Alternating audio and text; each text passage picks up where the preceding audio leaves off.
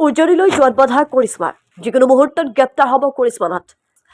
থানাই কৰিশ্মা নাথৰ বিৰুদ্ধে দাখিল এজাহাৰৰ ওপৰত এজাহাৰ দাখিল কৰিশ্মা নাথৰ বিৰুদ্ধে উজনি অসমত কৰিশ্মা নাথৰ সকলো অনুষ্ঠান বৰ্জন আৰক্ষী থানাত এজাহাৰ দাখিল বিভিন্ন দল সংগঠনৰ এনেও দুদকৈ আগবাঢ়ি অহা কৰিশ্মাৰ এইবাৰ অটপালিৰ শ্ৰম সিদ্ধান্ত পেপেৰে এনেও দুদকৈ আগুৱাই আহি অৱশেষত অসমীয়া জাতীয় জীৱনৰ মঘৰতে আক্ৰমণ কৰিলেহি কৰিশ্মা নাথে নাগাৰা তালৰ সৈতে নামৰ ৰূপত পৰিৱেশন কৰিবলৈ এইবাৰ কৰিশ্মা নাথে বাছি ল'লে কলাগুৰু বিষ্ণুপ্ৰসাদ ৰাভাৰ কালজয়ী সৃষ্টি পৰজনমৰ শুভ লগনত গীতটো এই দুষ্কাৰ্য দুঃসাহসৰ পাছত এতিয়া কৰিশ্মা নাথৰ নামত সৰ্বত্ৰ মাথোঁ দিনটা আৰু ভৰ্ৎসনা শীঘ্ৰেই গ্ৰেপ্তাৰ হ'ব পাৰে কৰিশ্মা নাথ এজাহাৰৰ ওপৰত এজাহাৰ দাখিল কৰিশ্মা নাথৰ বিৰুদ্ধে ৰাভা সংগীতক বিকৃত ৰূপ দিয়াত কোনেও গ্ৰহণ নকৰে কৰিশ্মাক ৰাভাদেৱৰ গীতক ফটোৱামি নচলিব কৰিশ্মা নাথক শীঘ্ৰে গ্ৰেপ্তাৰৰ দাবী সমগ্ৰ দল সংগঠনৰ লগতে বিষ্ণুপ্ৰসাদ ৰাভাৰ পুত্ৰৰো পেপেৰে ভাইৰেল হৈ নিজকে কি বুলি ভাবে কৰিশ্মাই এইবাৰ পিছে নিষ্ঠাৰ নাই এই কৰিশ্মাৰ এটা অনুষ্ঠানত কৰিশ্মা নাথে মহান শিল্পীৰ সৃষ্টিৰাজিক লৈ বহালি কৰা ভিডিঅ' সামাজিক মাধ্যমত ভাইৰেল হৈ পৰাৰ পিছতে এইবাৰ জাঙুৰ খাই উঠিছে সমগ্ৰ অসমীয়াৰ লগতে দল সংগঠন আৰু কলাগুৰু বিষ্ণুপ্ৰসাদ ৰাভাৰ পুত্ৰ পৰজনমৰ শুভ লগনৰ কলাগুৰু বিষ্ণুপ্ৰসাদ ৰাভাৰ এটি অতি জনপ্ৰিয় গীত এইটো শিশু অসমীয়াই নহয় অসমবাসী যিকোনো জনগোষ্ঠীৰ মানুহে শিশুৰ পৰা একেবাৰে বয়সস্থ লোকলৈকে যদি কলাগুৰু বিষ্ণুপ্ৰসাদ ৰাভাৰ গীতটি কথা কয় বা গাবলৈ কয় শ্ৰেষ্ঠ গীতটোৱেই পৰজনমৰ শুভ লগনৰ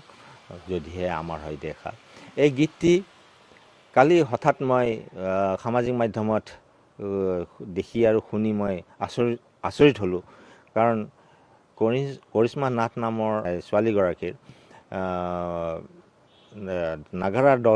নাগাৰা নামৰ দলটোৱে অতি বিকৃতভাৱে পৰিৱেশন কৰিছে কথা সলনি কৰিছে দুই এটা ৱৰ্ড সলনি কৰিছে আৰু সুৰ একেবাৰে বিকৃত গতিকে এইটো শুনি মই খুব আশ্চৰ্যবোধ কৰিছোঁ আৰু হতভম্ব হৈছোঁ আৰু তেওঁ এই কামটো কৰিবলৈ কেনেকৈ সাহসটো পালে মই এইটো আচৰিত পালোঁ গতিকে মই সমগ্ৰ অসমৰ ৰাইজক চৰকাৰ আৰু বিভিন্ন অসমৰ জাতীয় সংগঠনবোৰক মই অনুৰোধ কৰিছোঁ আৰু আহ্বান জনাইছোঁ যাতে ভৱিষ্যতে তেনেধৰণৰ জাতীয় পুৰুষসকলৰ অকল বিষ্ণুৰাভাই নহয় জ্যোতিপ্ৰসাদ ভূপেন হাজৰিকা পাৰ্বতী প্ৰসাদ বৰুৱা শংকৰদেৱ মহাপুৰুষ মাধৱদেৱ মহাপুৰুষ শংকৰদেৱৰ গীতসমূহ যাতে কোনেও বিকৃত কৰিব নোৱাৰে তাৰ বাবে এটা উচিত ব্যৱস্থা লয় অসমৰ ৰাইজে আৰু চৰকাৰে মই তাৰ কাৰণে মই আহ্বান জনাইছোঁ আৰু মই কৰিশ্মা নাথৰ এই বিষয়ে মই ইতিমধ্যে আমাৰ এটা কলাগুৰু বিষ্ণুপ্ৰসাদ ৰাভা স্মৃতি ন্যাস বুলি আছে তেওঁলোকৰ ফালৰ পৰাও এটা প্ৰস্তাৱ আহিছে যে অনতিপলমে তেওঁৰ ওপৰত এটি এজাহাৰ দিব লাগে এইটো সোনকালে আমাৰ সিদ্ধান্ত লোৱা হ'ব আৰু এইটো নিশ্চয় এজাহাৰখন আমি দিম কিন্তু তাই ইতিমধ্যে আইনী ব্যৱস্থাৰ মেৰপাকত সোমোৱাৰ আগতে তেওঁক মই অনুৰোধ কৰিছোঁ যে তেওঁ অনতিপলমে ৰাজহুৱাভাৱে ক্ষমা খোজক আৰু ভৱিষ্যতে অকল বিষ্ণুৰাভাই নহয় যিকোনো জাতীয় পুৰুষৰ গীত মাত লিখনি বা সৃষ্টিক যাতে কোনো ধৰণে বিকৃতভাৱে পৰিৱেশন নকৰে উপস্থাপন নকৰে মই তাইক মই অনুৰোধ কৰোঁ হৈ যোৱাৰ কাৰণে মই এইটো কৈছোঁ যে ইমিডিয়েটলি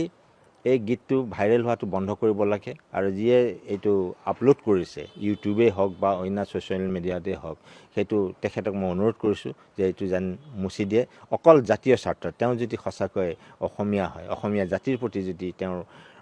শ্ৰদ্ধা মৰম স্নেহ আছে বা তেনেহ'লে নিশ্চয় তেওঁ এই ব্যৱস্থাটো অনতিপলমে গ্ৰহণ কৰিব আৰু লগতে মই তেওঁক আৰু এটা অনুৰোধ কৰোঁ যে তেওঁ নিজকে অসমীয়া বুলি পৰিচয় দিয়ক আজি আমি অসমীয়া যুৱ মৰ্চা লখিমপুৰ জিলা সমিতিয়ে কৰিশ্মা নাথৰ বিৰুদ্ধে লখিমপুৰ সদৰ থানাত এটা এজাহাৰ আমি দাখিল কৰিছোঁ যোৱাকালি দেখা গৈছিল যে কৰিশ্মা নাথে তাৰ যিটো তাৰ ভাগৰ কোনো অসমৰ প্ৰতি তাই কোনো হেৰি নথকা জ্ঞান নথকা অসমৰ ইতিহাসত জ্ঞান নথকা তাই সস্তীয়া জনপ্ৰিয়তাৰ কাৰণে কলাগুৰু বিষ্ণুপ্ৰসাদ ৰাভাৰ যি গীত চিৰযুগমীয়া গীত সেই গীতসমূহ তেওঁ যি হেৰি বিকৃত ৰূপ দিছে তাক আমি অসমীয়া যুৱ মৰ্চাই ধিক্কাৰ জনাইছোঁ আৰু আজি আমি গোটেই সমগ্ৰ অসমত আমি তাই যিকোনো অনুষ্ঠানত তাই অহাটো আমি নিষেধ কৰিছোঁ আৰু তাই অতি শীঘ্ৰে অসমবাসী ৰাইজৰ ওচৰত ক্ষমা খুজিব যিটো কাৰণত নিজৰ টকা পইচাৰ লোভত তেওঁ সস্তীয়া জনপ্ৰিয়তাৰ কাৰণে নিজৰ টি আৰ পিৰ কাৰণে যি তেওঁ দেখা গৈছে যে এতিয়া বিষ্ণুপ্ৰসাদ ৰাভাৰ দৰে এজন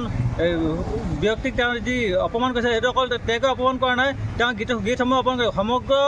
অসমবাসীৰ ৰাইজক তেওঁ অপমান কৰিছে। গতিকে আমি অসমীয়া যুৱ মঞ্চই সমগ্ৰ অসমতে অসমৰ সমগ্ৰ জিলাত আমি কৰিশ্মা নাথ বিৰুদ্ধে আমি এজাহাৰ দাখিল কৰিম আৰু